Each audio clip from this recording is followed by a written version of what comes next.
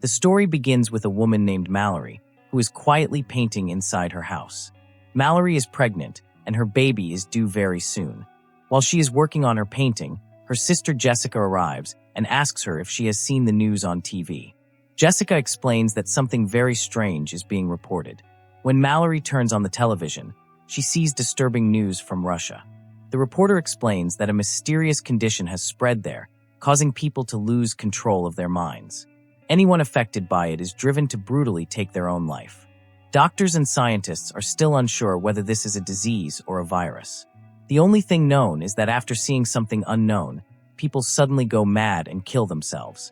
The news further reports that millions have already been affected, and the outbreak is now spreading from Russia to other countries as well. Malorie chooses to ignore the news and leaves with Jessica for her pregnancy checkup at the hospital. At the hospital, the doctor gives Malorie good news and tells her that the baby is completely healthy and she will become a mother very soon. Malorie feels relieved and happy, and the sisters head back home. However, as they are leaving the hospital, Malorie notices a young woman violently smashing her head against a glass wall. The sight terrifies her. She quickly gets into the car with Jessica and urges her to drive fast. Malorie tells her that she feels the dangerous virus from Russia has already reached here. Outside, chaos has begun. People on the streets are panicking, and some are killing themselves right in public. Jessica starts the car and drives toward home at full speed, but the situation keeps getting worse. Multiple accidents start happening on the road. Malorie is extremely frightened. While driving, Jessica suddenly sees something horrifying. Her eye color changes, and she completely loses control. She starts speeding up the car and intentionally crashes into other vehicles. Malorie tries desperately to stop her, but Jessica acts as if something has taken control of her mind. The car finally crashes into another vehicle. Luckily, both sisters survive the crash and manage to get out of the car. But before Malorie can understand what is happening, she watches her sister Jessica walk straight into the path of a truck and kill herself. Malorie is left frozen in terror after witnessing such a brutal death right in front of her eyes. She doesn't even get time to go near her sister's body because panic has spread everywhere. People are running in all directions, and Malorie is forced to run with the crowd. While running, someone pushes Malorie from behind, and she falls to the ground. A woman comes forward to help her, but before she can lift Malorie up, she sees something in front of her. Just like Jessica, that woman also loses control, gets into a burning car, and kills herself. At that moment, a man named Tom arrives. He helps Malorie up and quickly takes her inside a nearby house. Inside the house, several other people are already hiding. They are all terrified after witnessing the sudden chaos outside. Everyone starts asking what is happening, but no one has any clear answers. They turn on the TV for information. The news reports that there is something outside that causes people to go insane the moment they see it. The reporter confirms that whatever this is, it has spread across the entire world. Anyone who is still safe is warned to stay indoors, shut all doors and windows, and never go outside. The people inside the house immediately seal all windows and doors. They also cover the glass with paper so that whatever is outside cannot see them. 3 days pass like this, but no one truly understands what this threat is. Everyone remains trapped inside, anxious and confused. One day, someone starts knocking on the door. A young woman outside is crying and begging them to let her in. Tom moves toward the door, but Douglas stops him, warning that the girl might be infected. At that moment, Malorie points a gun at Douglas and orders Tom to open the door. Tom listens and lets the girl inside. Her name is Olympia, and she is also pregnant. When asked how she managed to reach the house with her eyes covered, Olympia explains that she had run out of food. She survived by knocking on doors one by one while keeping her eyes blindfolded. Douglas replies that they are also starving because they have been stuck inside this house for the past 7 days. Everyone realizes that they need food. There is a supermarket not very far from the house, but reaching it without seeing anything outside is extremely dangerous. The house owner explains that CCTV cameras are installed outside. He suggests using the cameras to locate the creatures and sneak past them to the supermarket. He also believes that watching them on a screen should be safe. However, the others strongly disagree. The house owner argues that if they don't take this risk, they will all die of hunger. Eventually, everyone agrees. They tie him to a chair with ropes so that even if he gets infected, he cannot harm himself. The others leave the room, and he begins watching the CCTV footage alone. After some time, a strange wind appears on the screen. Slowly, the man's facial expressions change. His eye color shifts. Moments later, horrifying screams echo through the house. The others rush back, but before they can stop him, the house owner repeatedly smashes his head into a table and kills himself. Terrified, they realize that even seeing the creature on a screen is deadly. They immediately destroy all the monitors. Another day passes, and now their hunger becomes unbearable. They create a new plan. Tom suggests using a car with GPS navigation to reach the supermarket without looking outside. They paint over the car windows so no one can see in or out. 5 people get into the car and carefully follow the GPS. The city is completely deserted. Dead bodies cover the streets. As they move forward, the car suddenly starts vibrating. The sensors show that the creatures are surrounding them. Despite this, Tom keeps driving, and somehow they manage to reach the supermarket. Blindfolded, they exit the car and enter the store. Once inside, they lock all doors and windows and remove their blindfolds. The store is fully stocked with food and supplies. Everyone feels relieved and begins collecting as much as they can. Malorie and Tom talk quietly. Tom is kind, and he once saved Malorie's life. It becomes clear that they are starting to like each other. While gathering supplies, Malorie finds 3 birds in a cage and decides to take them along. Suddenly, someone knocks on the store door. Out of fear, they don't open it at first. The man outside begs and cries.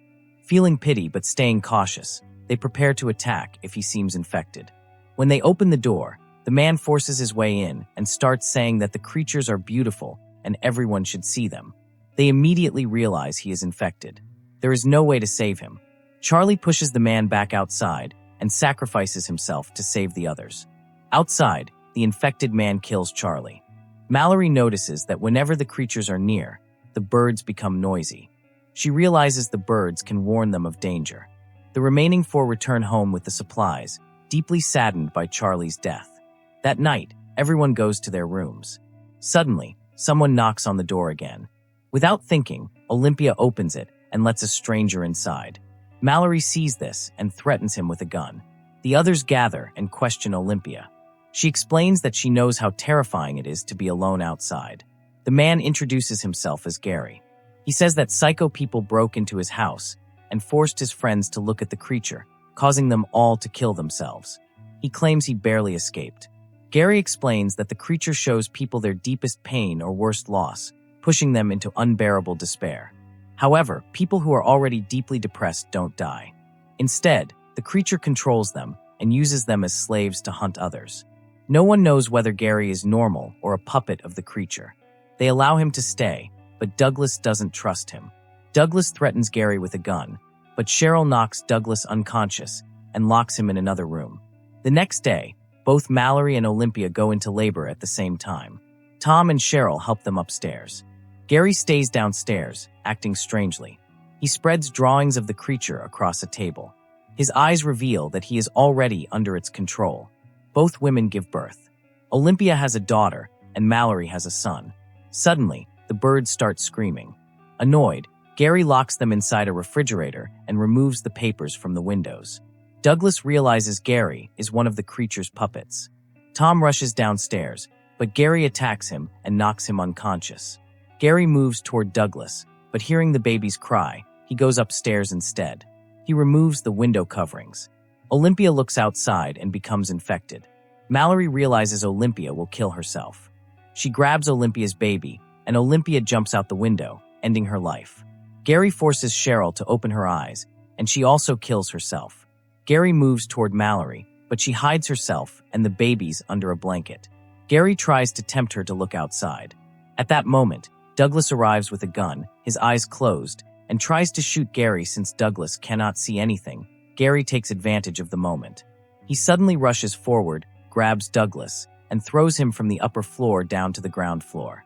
Gary then brutally kills Douglas, mocking him by saying that he will never get to witness the beauty of the demon. At the same time, Tom regains consciousness. Somehow, he manages to grab a shotgun and shoots Gary, killing him on the spot. After that, Tom rushes upstairs and calms Malorie and the 2 babies. At this point, only 3 people are left alive, Tom, Malorie, and the two children. The story then jumps forward by 5 years. Malorie and Tom are now in a relationship, and the children have grown older. However, the danger has not ended. Outside, people who are still under the demon's control continue to roam around, hunting and killing normal humans. For the past 5 years, they have been surviving silently like this. Malorie has taught the children every possible survival rule to stay alive in this cruel world. By now, it becomes clear that the boy is Malorie's biological son. The girl, however, is not her daughter. She is Olympia's child, whom Olympia entrusted to Malorie before dying. One day, a voice comes through the radio. A man named Rick says that the place where they are living is completely safe. He explains that they have built a colony with food, shelter, and all basic facilities. Rick says that if anyone wants to reach them, they must travel with the flow of the river. When the current becomes strongest, the colony can be found near a forest. He adds that there are many birds there, and their sounds can help people locate the place. He also warns that the journey will take 2 days. Tom wants to trust the message and go there, but Malorie refuses. She fears that the man on the radio might be infected and could be trying to lure people out to kill them. That night, Tom explains that if they want to survive, they have no choice but to take the risk. He asks how long they can continue living a blind life like this. The next day, when they step outside to collect supplies, a group of psycho-controlled people attacks them. Tom realizes this is their chance to escape. He tells Malorie to take the children and leave quietly through the back route, following the river toward the radio location. He promises to distract the attackers. Malorie refuses to leave Tom behind, but Tom tells her that for survival, someone has to make a sacrifice. He forces Malorie and the children to leave through the back while he stays behind. With a blindfold over his eyes and a shotgun in his hands, Tom confronts the psycho people. They demand that he remove his blindfold, but Tom keeps talking to delay them so Malorie can escape. Soon, the attackers notice Malorie leaving. Before they can chase her, Tom opens fire and kills 2 of them. During the fight, Tom gets injured. Unable to fight blindly anymore, he removes his blindfold. He then kills 2 more attackers. Only one psycho remains. Just as Tom prepares to kill him, the demon arrives and begins to take control of Tom's mind. Before completely losing control, Tom kills the last attacker and then turns the gun on himself, ending his own life. Hearing the gunshots, Malorie realizes that Tom is dead. She breaks down in tears, knowing that Tom was her only support in this brutal world. After grieving, she prepares to follow the radio instructions. She tells the children that the journey will be extremely dangerous, but they must go if they want to survive. She gives them one strict rule. No matter what happens, they must never remove their blindfolds. Malorie blindfolds herself and the children and moves toward the river using a rope. They get into a boat and let it drift with the river's flow. Malorie also carries the birds with her in a cage. After several hours, she contacts the colony again using the radio. Suddenly, the birds begin making noise, and a terrifying voice repeatedly calls out Malorie's name. She ignores it and continues rowing. As they move forward, the voice gets closer. A man approaches the boat and tells Malorie to remove her blindfold, saying she is safe and that he is food. Malorie hides the children under a blanket and fires her gun in confirming shots. The man realizes she will not remove the blindfold and attacks the boat, trying to forcibly remove it. Like Gary, he insists that the demon is beautiful and must be seen. Malorie fights back with a weapon and kills him, escaping once again. After nearly 24 hours of travel, they become completely exhausted. Suddenly, the boat crashes into a truck, causing Malorie's son and their food supplies to fall into the water. Malorie saves her son, but all their food is lost. She panics, realizing that without food, they will starve. Malorie docks the boat near the riverbank and orders the children to stay in the boat and never remove their blindfolds. She ties a rope to the boat and enters the forest, where she finds a house with food supplies. As she leaves with the food, the demon begins chasing her, calling her in human voices. Malorie fires her gun and runs back. Hearing the gunshots, Olympia's daughter ties a rope around herself and leaves the boat to find Malorie. She unknowingly moves closer to the demon. Just in time, Malorie pulls her back and scolds her, reminding her never to leave the boat. They continue their journey, now traveling for over 42 hours non-stop. Malorie warns the children about an upcoming river drop where the current will be extremely strong. Soon, the river becomes violent. The boat flips, throwing all three into the water. Malorie manages to hold onto her son, while Olympia's daughter reaches the shore. Hearing the girl's voice, Malorie finds her again. They have survived the most dangerous part of their journey. Moving forward through the forest, they begin hearing birds, just as described on the radio. They follow the sound, but the demon returns, trying to trick them into removing their blindfolds. Malorie tells the children to ignore the voices and keep moving. Suddenly, Malorie falls into a pit and loses consciousness. The children panic, searching for her. Taking advantage of the situation, the demon imitates Malorie's voice and tells the children to remove their blindfolds. Just in time, Malorie wakes up and screams at them to stop. She finds them and runs toward the bird sounds. The demon chases them, desperately trying to stop them from reaching the colony. But they ignore it and finally reach the location. Malorie begs the people inside to open the door. They let them in and immediately check their eyes to confirm they are not infected. Once confirmed, they welcome them into the colony. Malorie removes her blindfold and realizes that the place is actually a school for the blind. Most people here cannot see, which makes them immune to the demon. She meets Rick, the man who gave the radio message. Birds are kept everywhere to warn them of danger. Malorie releases her birds from the cage, setting them free. And this is how the story comes to an end. If you enjoyed this video, make sure to like it and subscribe to the channel.